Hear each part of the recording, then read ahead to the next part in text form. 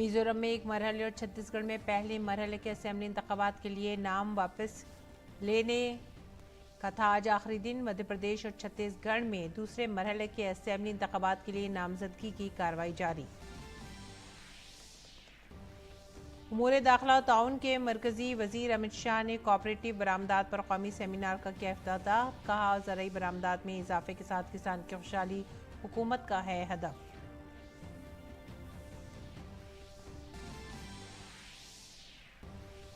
वज़ीर ख़ारजा doctor S Jaishankar ने नई दिल्ली में G20 शजरकारी तकरीब से किया खिताब। कहा, G20 इजलास ने आलमी फोरम पर दिलाई भारत को खास पहचान।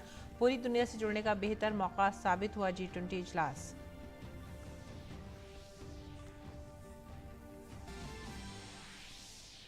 इसराइल के वज़ीर आज़म बेंजामिन नेतन्याहू ने मगरबी ममालिक के रहनुमाओं से बात कर हमास से जारी कशीदगी की जानकारी दी।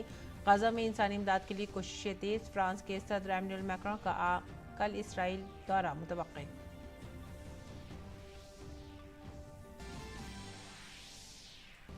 एशियन पैरा गेम्स में भारतीय खिलाड़ियों की शानदार कारकर्दगी। मुतादिद मुकाबलों में एक से ज्यादा तमगे जीतकर भारतीय खिलाड़ियों ने मनवाया अपना लोहा।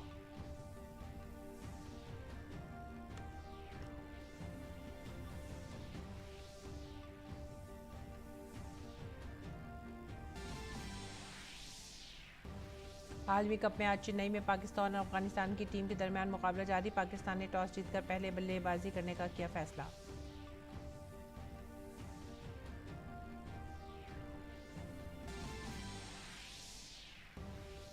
साबिक भारतीय क्रिकेट खिलाड़ी बिशन सिंह बेदी का इंतकाल। बेदी ने कुल 77 बैनुल-अक़वामी मैच खेले और 273 विकेट लिए। भारत के टेस्ट की तारीख के बेहतरीन स्पिनर में से एक हैं बिशन सिंह बेदी।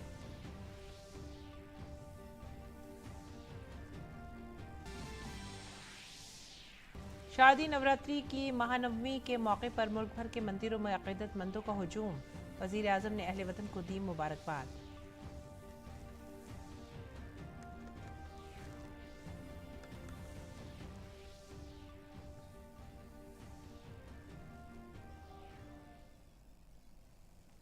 आदाब नाज़रीन, उर्दू खबरों में आप सभी का खैर मक़दम है। नजर डालते इस वक्त की खास खबरों पर। मिजोरम के एक मरहले में होने वाले असेंबली इंतखाबात और छत्तीसगढ़ असेंबली इंतखाबात के पहले मरहले के लिए पर्चा नामजदगी वापस लेने का आज आखिरी दिन था। कागजात नामजदगी की जांच पड़ताल मुकम्मल कर ली गई है। मिजोरम की तमाम 40 असेंबली सीटों और छत्तीसगढ़ की 90 में से 20 असेंबली सीटों पर 7 नवंबर को वोट डाले जाएंगे। मध्य प्रदेश में एक मरहले के इंतखाबात और छत्तीसगढ़ में असेंबली इंतखाबात के दूसरे मरहले के लिए पर्चा नामजदगी 30 अक्टूबर तक दाखिल किए जा सकते हैं। मध्य प्रदेश के तमाम 230 असेंबली हलकों और छत्तीसगढ़ के 70 असेंबली हलकों के लिए 17 नवंबर को वोट डाले जाएंगे।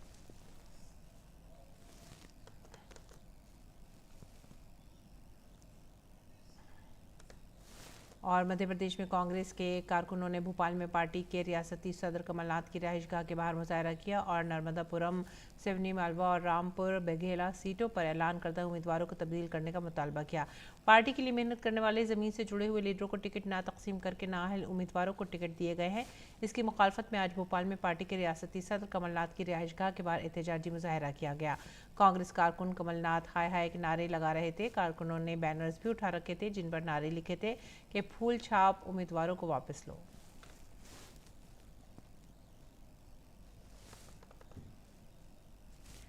छत्तीसगढ़, मध्य प्रदेश, मिजोरम, राजस्थान और तेलंगाना में असेंबली इंतखाबात के पेश नज़र इलेक्शन कमीशन ने 80 साल से ज़्यादा उम्र के बुजुर्ग शहरियों और माजूर वोटरों के लिए मुनासिब ट्रांसपोर्ट के इंतजाम करने की हिदायत दी है।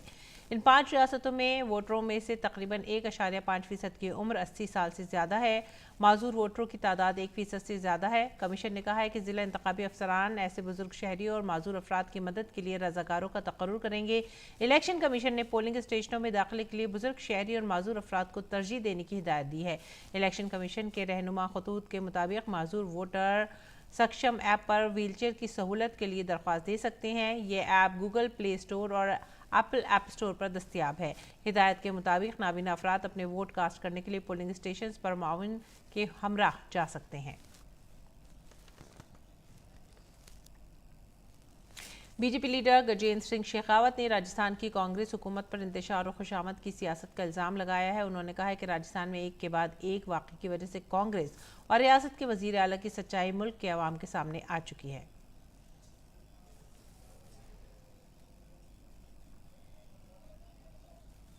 12 घटनाएं मैंने आपके सामने रखी है। ये केवल नमूना भर मैं आपके सामने रखना चाहता था कि इस राज्य में किस तरह से, जहां सामान्य व्यक्ति तो सुरक्षित है ही नहीं, लेकिन स उद्देश्य किस तरह से एक धर्म विशेष के लोगों को मनोबल को बढ़ाने के लिए और बहुसंख्यक समाज के मनोबल को गिराने के लिए षड्यंत्र पूर्वक किस तरह से राजस्थान में इन हत्याओं को कारित किया जा रहा है। और ये जो पूरी सीक्वेंस है, ये सीक्वेंस के कुछ जो उदाहरण मैंने आप सबके सामने रखे हैं, ये उदाहरण इस बात का द्योतक है कि ये सरकार तुष्टिकरण की पुरोधा सरकार है। बीजेपी ने तेलंगाना में आइंदा असेंबली इंतखाबात के लिए अपनी मुहिम तेज कर दी है। पार्टी के कौमी सदर जेपी नड्डा और उत्तर प्रदेश के वजीर आला योगी आदित्यनाथ जैसे कई तजर्बेकार रहनुमा इंतखाबी रियासत का दौरा करेंगे। जेपी नड्डा 27 अक्टूबर को तेलंगाना का दौरा करेंगे, जबकि योगी आदित्यनाथ 28 और 29 अक्टूबर को रियासत के इंतखाबी दौरे पर होंगे। इसके अलावा कई दूसरे रहनुमा भी इंतखाबी मुहिम के लिए तेलंगाना का दौरा करेंगे। बीजेपी ने इतवार को तेलंगाना असेंबली इंतखाबात के लिए 52 उम्मीदवारों की पहली फहरिस्त जारी की है। और आज मुल्क के साबिक नायब सदर जमहूरिया भैरव सिंह शेखावत का 100वां यौम पैदाइश है। वज़ीर आज़म नरेंद्र मोदी ने उन्हें सलाम किया है। वज़ीर आज़म ने इस मौके पर कहा है कि आज का दिन बहुत ख़ास है। काबिल एहतराम सियासतदान भैरव सिंह शेखावत जी का 100वां यौम पैदाइश है। भारत उनकी मिसाली क़यादत और हमारी कौम की तरक्की के लिए कोशिशों के लिए हमेशा उनका शुक्रगुजार रहेगा। वो ऐसे शख्स थे जिन्हें सियासी मैदान और ज़िंदगी के दीगर तमाम शुबजात में लोगों ने पसंद किया।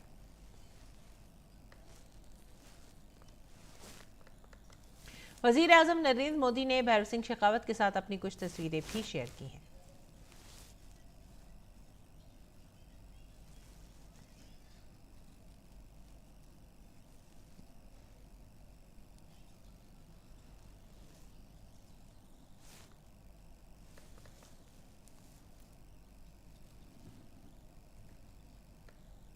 वज़ीर आज़म नरेंद्र मोदी ने एक और ट्वीट में कहा कि 2001 में मैं गुजरात का वज़ीर आला बना और एक साल बाद भैरव सिंह जी भारत के नायब सदर जमहूरिया बने। मैं खुशकिस्मत था कि इन बरसों में मुझे उनका मुसलसल ताउन हासिल रहा।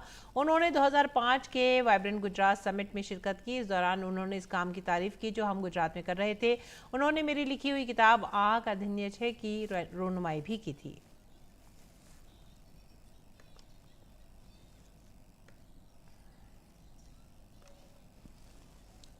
वज़ीर आज़म नरेंद्र मोदी ने किताब की रहनुमाई तकरीब की तस्वीर भी शेयर की।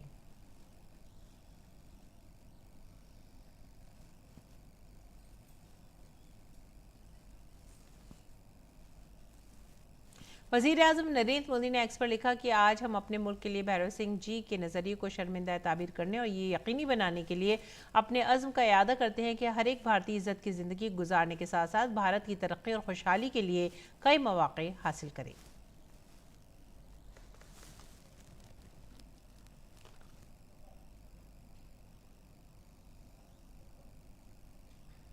और आगे बढ़ते हैं अगली खबर की तरफ। मरकज़ी वज़ीर दाखिला और ताउन अमित शाह ने आज नई दिल्ली में कोऑपरेटिव बरामदात पर कौमी सेमिनार से खिताब किया। तकरीब में अमित शाह ने NCEL का लोगो, वेबसाइट और किताबचा भी लॉन्च किया।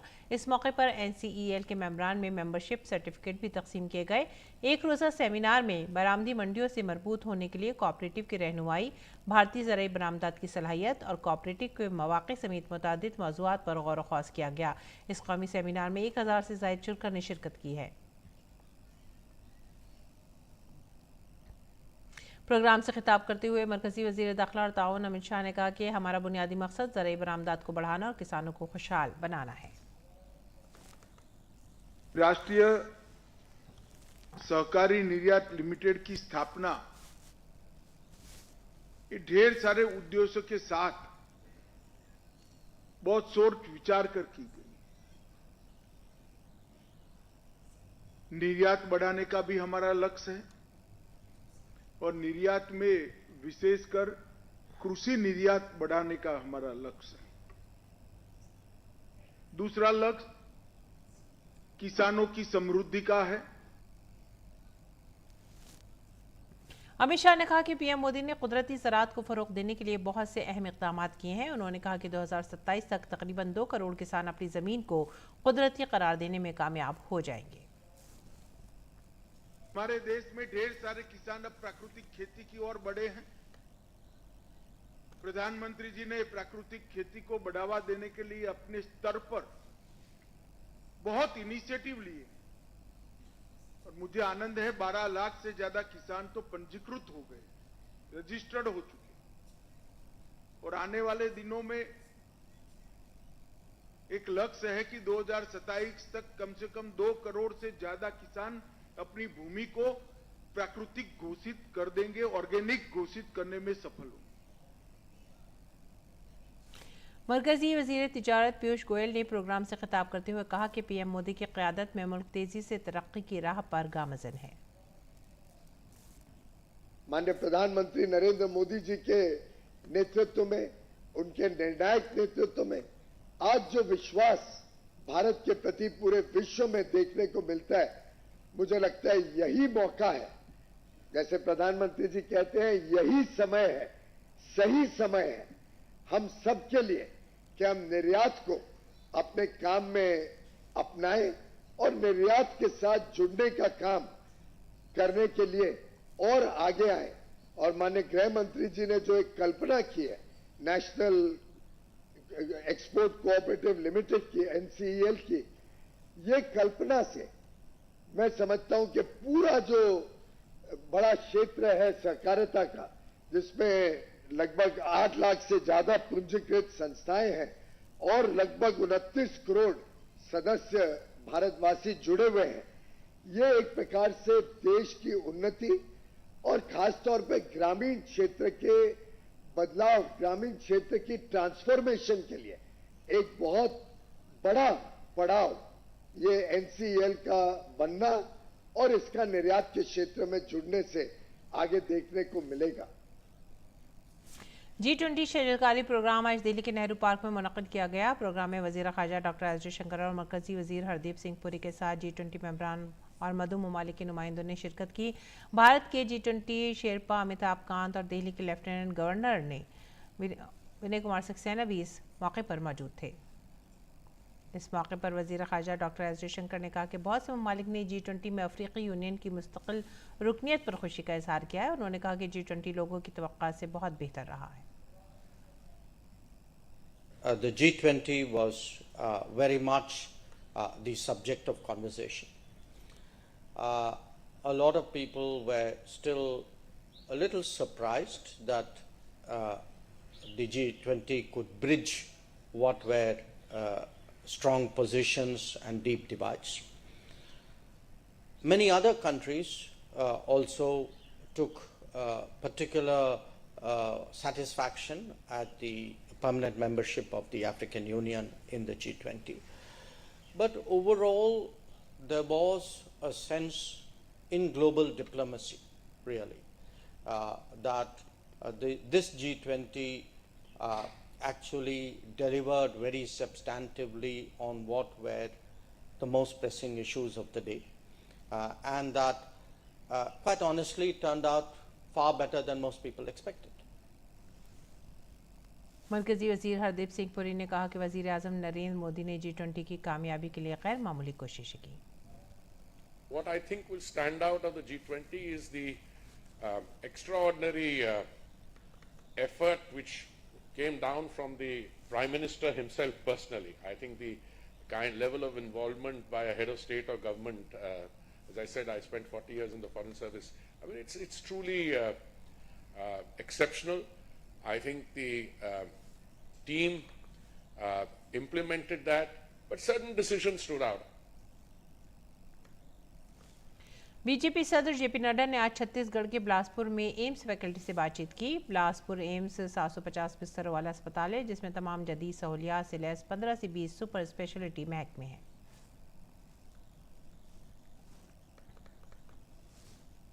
और आइए अब बात करते हैं अमला, अवामी शिकायत और पेंशन के मरकजी वजीर मुमलिकत डॉक्टर जितेंद्र सिंह ने कहा है कि हुकूमत ने ऐसे बहुत से इक़दाम किए जिनसे पेंशनर्स की मदद की जा सके। राजधानी दिल्ली में मुनक़िदा अनुभव अवार्ड तकरीब से खिताब करते हुए उन्होंने रिटायर्ड मुलाजमीन से कहा कि वो अपने तजुर्बात शेयर करें। डॉक्टर जितेंद्र सिंह ने पेंशनर्स पोर्टल, PNB और bank of Baroda pensioners portal और डिजिटल लाइफ सर्टिफिकेट पोर्टल का आगाज़ किया। इस मौके पर ऑल इंडिया पेंशन अदालत का भी एहतमाम किया गया। इस मौके पर पेंशन याफ्तगान में अनुभव अवार्ड्स भी तकसीम किए गए। लाइफ एक्सपेक्टेंसी धीरे धीरे हिंदुस्तान में बढ़ती जा रही है और 75 या 80 साल की उम्र के बाद शायद बायोमेट्री भी पूरी तरह से विश्वसनीय ना रहे, तो मुझे लगता है कि हमारा पहला विभाग था ऐसा सरकार में जिसने जो आधुनिक फेस रिकग्निशन टेक्नोलॉजी प्रारंभ की कि अपना चेहरा मोबाइल के कैमरे में देख करके उसको आधार के साथ वेरीफाई करके 60 सेकंड के भीतर एक पेंशन याफ्ता व्यक्ति अपना सर्टिफिकेट बैंक तक उपलब्ध करवा सकता है। इसके अतिरिक्त भविष्य पोर्टल प्रारंभ किया गया। बात करेंगे दिल्ली की। सर्दियों के आगाज़ के साथ ही दारुल हुकूमत दिल्ली की हवा भी जहरीली होने लगी है। मई के महीने के बाद साल में दूसरा मौका है जब AQI 300 से तजावज़ कर गया है। पीर की सुबह दिल्ली में धुएं की एक तह साफ दिखाई दी। अगरचे ग्रेव का दूसरा मरहला नाफिज है, लेकिन बढ़ती हुई फ़िज़ाई आलूदगी की वजह से लोगों को एहतियाती तदाबीर इख्तियार करने का मशवरा दिया गया है। मामले की संगीनी के पेश नज़र एहतियाती तदाबीर पर अमल दरामद के लिए इक़दाम किए जा रहे हैं। दिल्ली के वज़ीर माहौलियात गोपाल राय ने एक मीटिंग की और सूरत हाल का जायज़ा लिया। उन्होंने कहा कि मकामी वजूहात की बिना पर मंदिर मार्ग, शादीपुर, पटपड़गंज, सोनिया विहार समेत 8 मकामात पर हवा का मेयार इंतहाई ख़राब ज़मरे में दर्ज किया गया है। वजूहात की निशानदही के लिए टीमें तश्कील दे दी गई हैं। इसके साथ ही महकमा मौसमियात ने पेशन गोई की है कि आने वाले दिनों में हवा का मेयार मज़ीद ख़राब होगा। नाज़रीन, आज शारदीय नवरात्रि का नवा और आखिरी दिन है। आज महानवमी के दिन दुर्गा की सिद्धिदात्री शक्ल की पूजा की जाती है। नवरात्रि त्यौहार की अष्टमी और नवमी की खास अहमियत है। कन्या पूजा नवरात्रि की इन दोनों तारीखों पर की जाती है। कुछ लोग अष्टमी पर कन्या पूजा के साथ साथ माँ की पूजा भी करते हैं और कुछ नवमी पर नवमी के मौके पर देवी के दर्शन और पूजा के लिए सुबह से ही अक़ीदतमंद मुल्क भर के मंदिरों में जमा हो रहे हैं। मंदिरों में पूजा की जा रही है। राजधानी दिल्ली में भी महानवमी का त्यौहार बड़े ही जोश खरोश से मनाया जा रहा है। सुबह सवेरे छतरपुर और कालका जी मंदिरों में अक़ीदतमंदों का चौक दर चौक हुजूम आना शुरू हो गया। आगे बढ़ेंगे अगली खबर की तरफ। ऑपरेशन अजय के तहत छठी परवाज़ इसराइल से भारतीयों को लेकर भारत लौटी है। छठी परवाज़ में 143 मुसाफिर शामिल थे। इस परवाज़ से 2 नेपाली शहरी भी पहुंचे हैं। दही तरक्की के वज़ीर मुमलिकत फगन सिंह ने मुसाफिरों का इस मौके पर इस्तकबाल किया।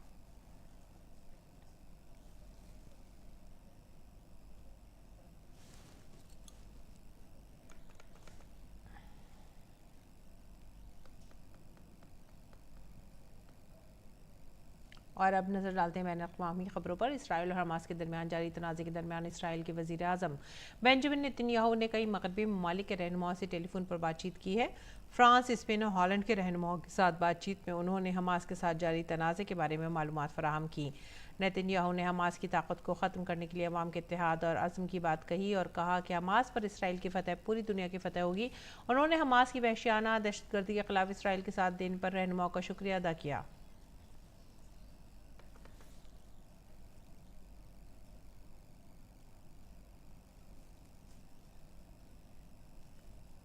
इसराइल और हमास तनाज़े के दरमियान इमदादी सामान का दूसरा काफिला गजा पहुंच गया है और हफ्ते के रोज़ इमदादी सामान ले जाने वाले ट्रक पहली बार गजा में दाखिल हुए, जिसमें ताबूत और अद्वियात समेत ज़रूरियात की दीगर अशिया शामिल थी। आलमी इदारा सेहत ने कहा है कि वो मिस्र और फ़लस्तीन रेड क्रिसेंट सोसाइटी के साथ मिलकर गजा के अस्पतालों को तिब्बी सामान की फराहमी को यकीनी बनाने के लिए काम कर रहे हैं।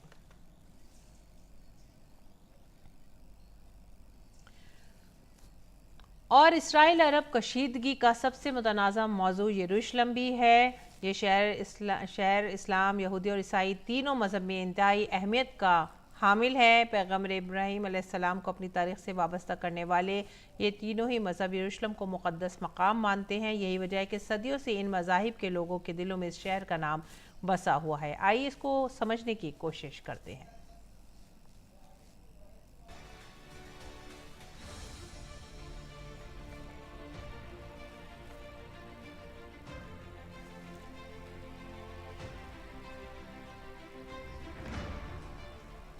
इजराइल और हमास के बीच में चल रही जंग और तीव्र होती जा रही है और उसके जो कॉन्सिक्वेंसेस हैं और भयानक होते जा रहे हैं।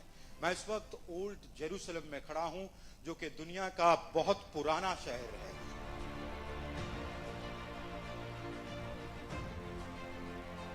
तीनों जो फेथ्स हैं, इब्राहिमिक फेथ्स, क्रिश्चियंस, मुस्लिम्स और जूस, इन तीनों के लिए ये काफी होली जगह है।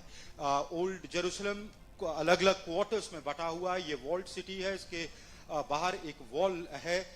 अलग अलग क्वार्टर्स में लोग रहते हैं। एक मुस्लिम क्वार्टर है, एक क्रिश्चियन क्वार्टर है, जूस क्वार्टर है, जहां ये लोग रहते हैं।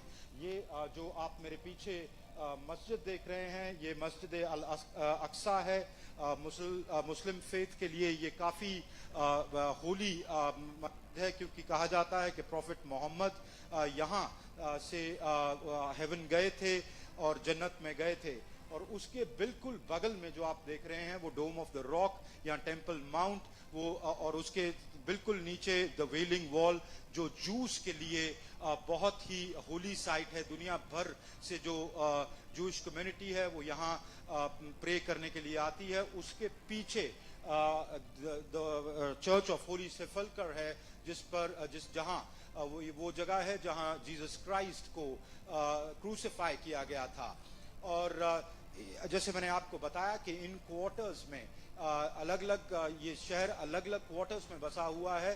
तो इन क्वार्टर्स में जब इस तरह की लड़ाई फिलिस्तीन और इजराइल के बीच में होती है तो यहाँ अंडरस्टैंडेबली टेंशन काफी बढ़ जाती है।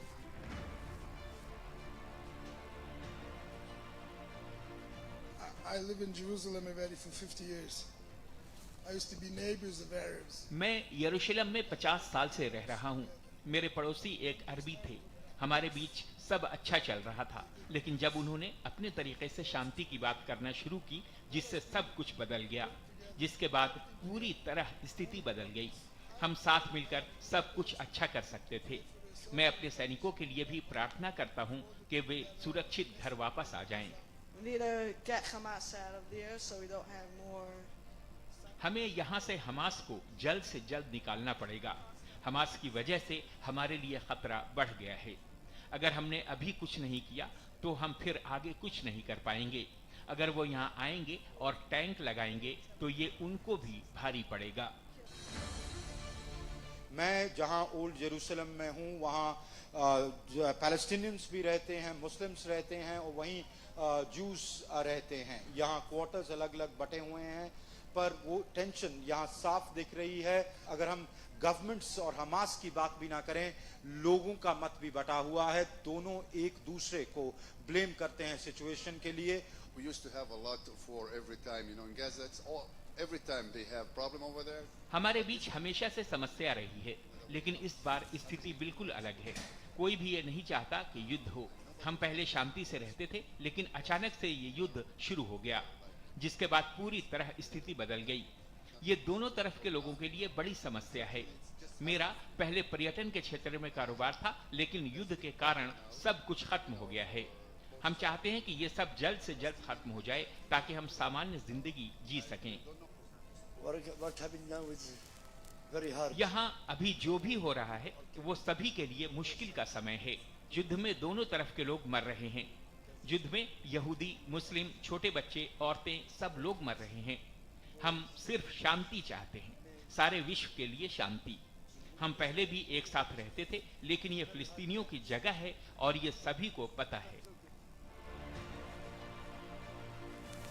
ये लड़ाई अब की नहीं, अभी फ्लेयर अप जरूर हो गई है, पर यह लड़ाई आइडेंटिटी की लड़ाई है, जहां दोनों साइड्स सदियों से लड़ते आए हैं।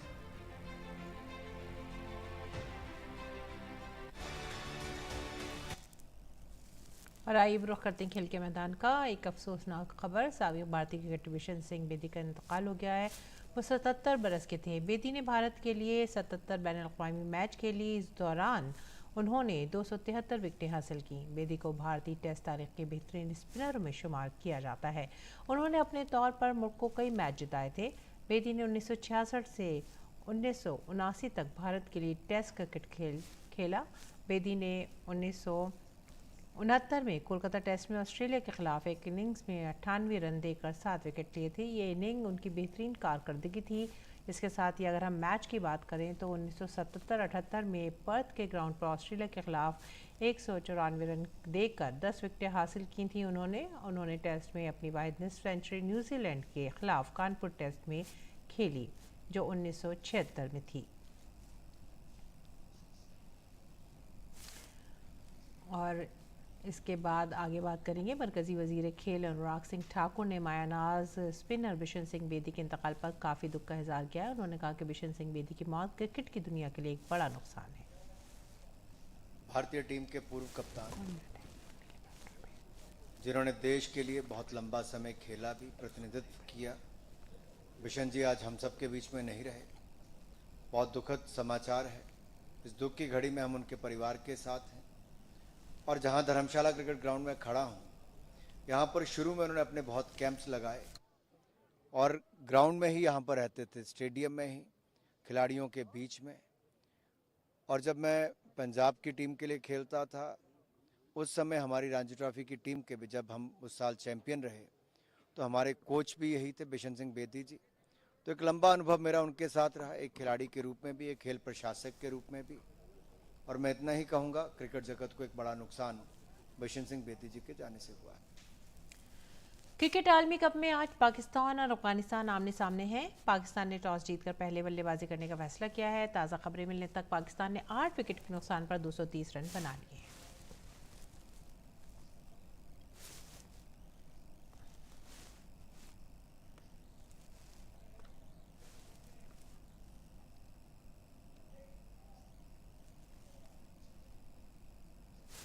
और इसी के साथ ही आप हमारी पूरी टीम को दीजिए इजाज़त। आदाब।